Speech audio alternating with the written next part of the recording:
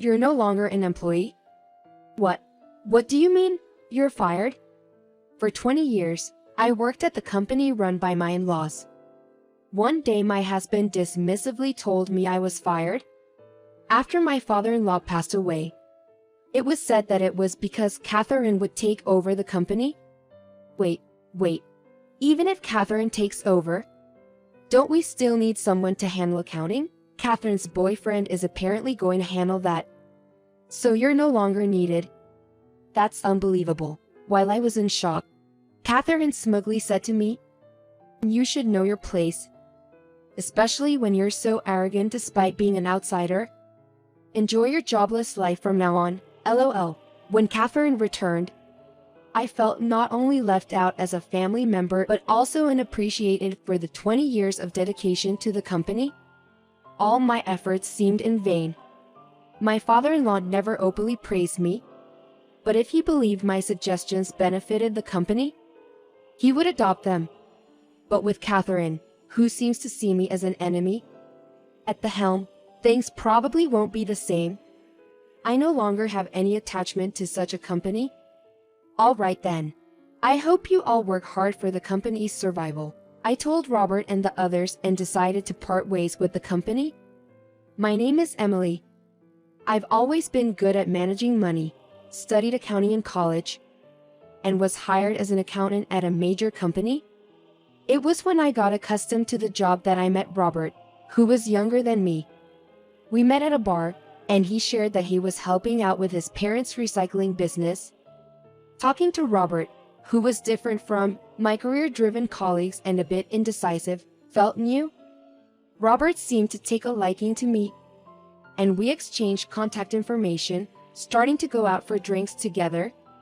As we spent more time together, Robert began sharing about his family, particularly about his assertive sister, Catherine, who wouldn't settle for anything less than being the best. Catherine went to college and studied business. After that, she worked at a regular company. So she studied business but didn't help out with the family recycling business.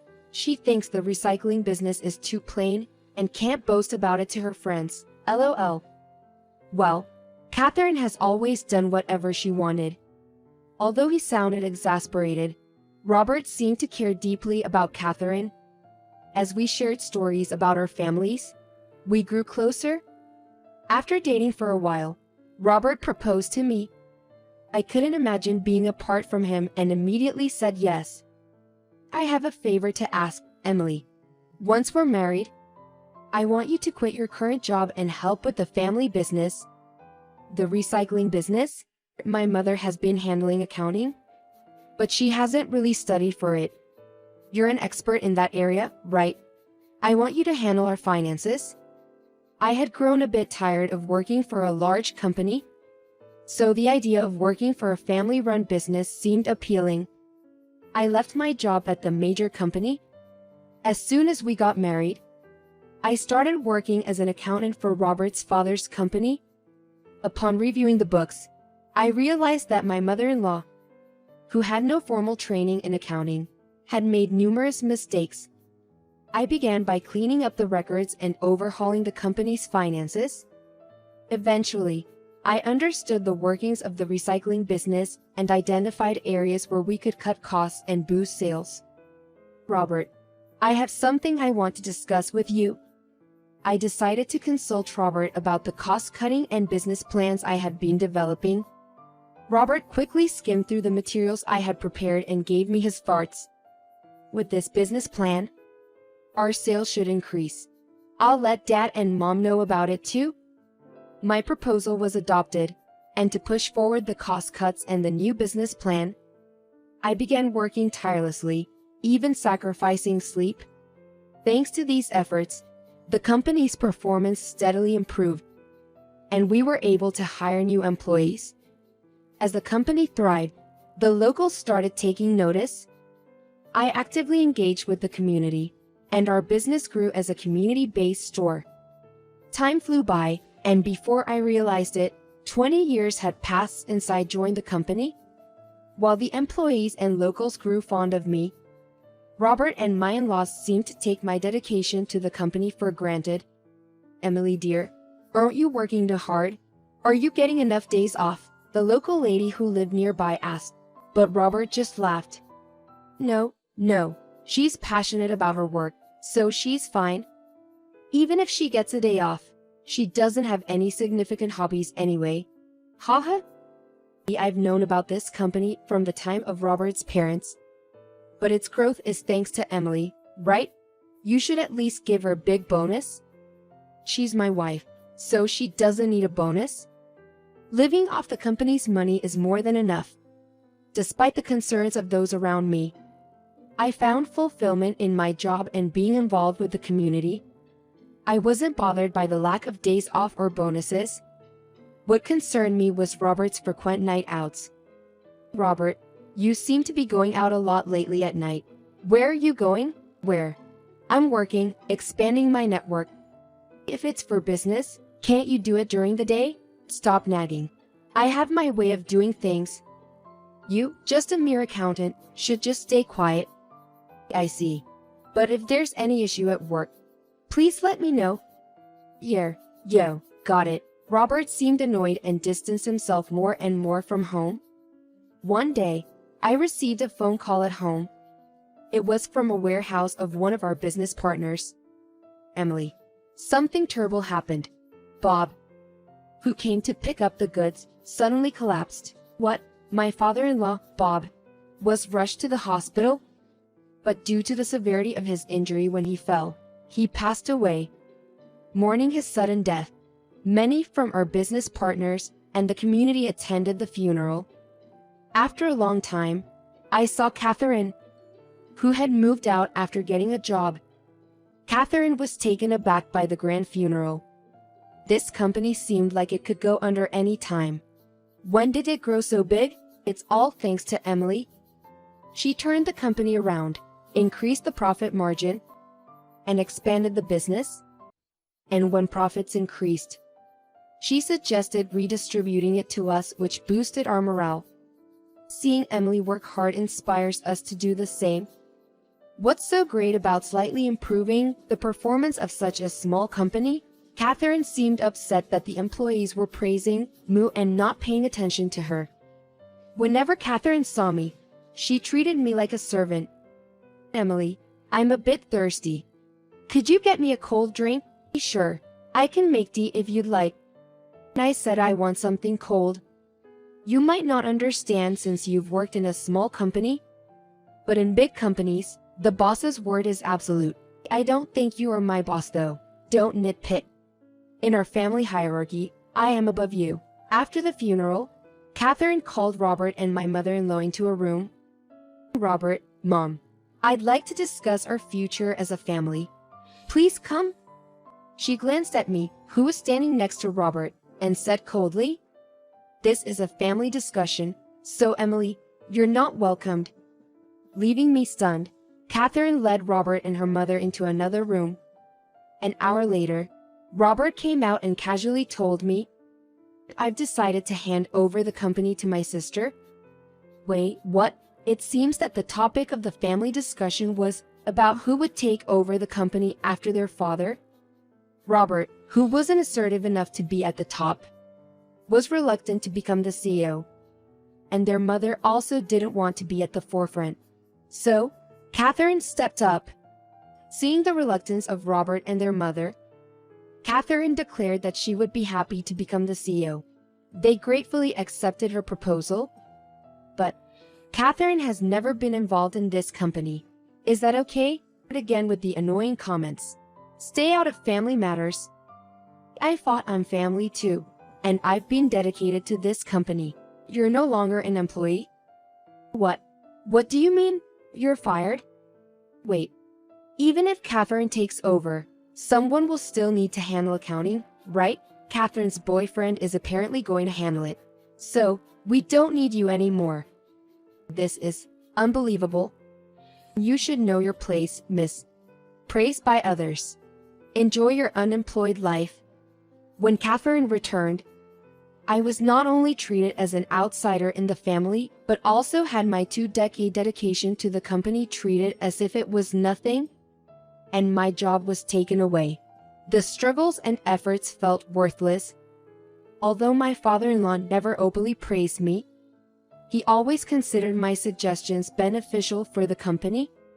With Catherine, who sees me as an enemy, at the top, that won't happen. I have no more attachment to such a company. Okay then. Good luck with the business. I decided to part ways with the company and started a home life after seeing Robert off. However, a few months later, Catherine and Robert came to our house. Catherine, what's going on? What do you mean what's going on? Our company's performance has been deteriorating ever since you left. You didn't hand over properly, did you? What?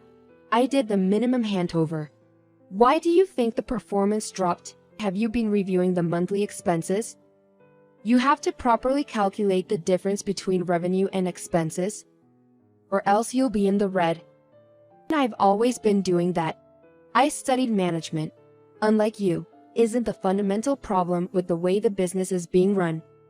Even if everything else is in place, if you're going to say that, then tell us what you've done. As I remained silent, Robert spoke impatiently. Emily must be getting bored just staying at home. If you help out the company, I can give you some allowance, so come back. Despite ruthlessly driving me away before, his sudden shift in attitude, wanting to call me back as the business becomes precarious, leaves me dumbfounded. I decline. I don't wish to return to that company anymore. Hearing my words, Catherine flares up. What? Despite being a full-time housewife, how dare you refuse like that? Do you not care about our family's company? You're the one who doesn't care about the company. And I'm the CEO now. How am I not caring about the company? Weren't you the one who originally said the company was plain and boring? You only took on the role because the title female CEO sounded cool and you could brag about it. Don't act so high and mighty. What are you basing those accusations on? Your boyfriend, Zach, told me during the handover. So what? No matter the reason. I saved the company when there was no successor. Saved the company. I believe the current downturn is due to you. Catherine? What do you mean? While I'm at home during the day, I often hear gossip from the regular customers from the neighborhood. They've seen you with Zach out shopping and even traveling during work hours. That was for business trips. In the 20 years I worked there, I never once saw an accountant go on a business trip. Can you tell me specifically which clients you were meeting with? Why should I tell you? You don't work for us. Your boyfriend Zach is quite talkative. During the handover, he boasted about how he could travel and shop using the company's money now that his girlfriend is the CEO. Catherine's face contorts in anger. Zach, he's such a blabbermouth. Employees won't follow a CEO who appoints her boyfriend as the accountant and misuses the company's funds. Isn't the problem with the actions of you and your boyfriend? My words make Robert glare at Catherine. Catherine, is this true? If it is, it's an embezzlement. It's not like that. She's just making things up. Then let's see the books. Zach seemed to lack knowledge in accounting, so he probably wouldn't know how to cover things up. I'm sure there's evidence of misuse. So he probably wouldn't know how to cover things up. I'm sure there's evidence of misuse. At this, Catherine turns pale. Seeing her reaction, Robert starts accusing her. Making you the CEO was a mistake. I'll report this to Mother and have you dismissed. No, I'm sorry. I was wrong. Please forgive me. Catherine leaves in disgrace. The only one left, Robert, turns to me desperately. Emily, we need your help to save the company. Please come back. Like I said before, I have no intention of going back. But, don't we married? No. Our relationship as a married couple is over. I thrust the divorce papers at Robert. What are you saying? If you divorce without returning to work, you'll be the one in trouble. How do you plan to live? Don't worry about me. I showed Robert the employment notification from the major company I used to work at. After I was fired, I was on job hunt. I found out that a former colleague had moved to HR. She remembered my performance and recommended me for reemployment. That doesn't mean we need to divorce. No, there's a reason for the divorce. What? I had been worried about you coming home late since just before your father passed away. So, I had a detective agency investigate you these past months and found plenty of evidence of your affairs. I thrust out a photo of Robert meeting with an unknown woman. What is this? An affair is a valid reason for divorce, so I will be demanding alimony from you. With undeniable evidence in front of him. Robert had no choice but to agree to my terms and sign the divorce papers and the alimony agreement. With the two documents in hand, I packed up and left our home. Later on, Robert and his mother dismissed Catherine from her position, making Robert the president of the company. At the same time, they fired Zach and his mother took over the accounting as she used to. After being dismissed, Catherine tried to find another job, but her high expectations made it difficult. Apparently, she's now working part-time and seems to be the butt of jokes among her friends. It seems Zach was only with Catherine for her money. Once she started working part-time, he moved on to another woman and Catherine was quickly dumped. With Robert, who lacked leadership skills, and his mother, who had no knowledge in accounting, in charge, the company's performance only declined. Employees started to leave and the company eventually went bankrupt. Robert and his mother were drowned in debt. I heard Robert's mistress disappeared once she found out Robert was out of money. Robert, who had never worked for a company, could only find part-time jobs and struggled to pay off his debts. He even had to take care of his aging mother, who couldn't work even part-time, leading a difficult life. On the other hand, I regained my old skills and am working competently at the major company. My former colleagues appreciate my return, and I am rightfully rewarded for my hard work, being recognized and valued for my efforts. I've come to realize once again that the best place for me is where I am needed. I vow to continue to work hard to meet the expectations of those around me.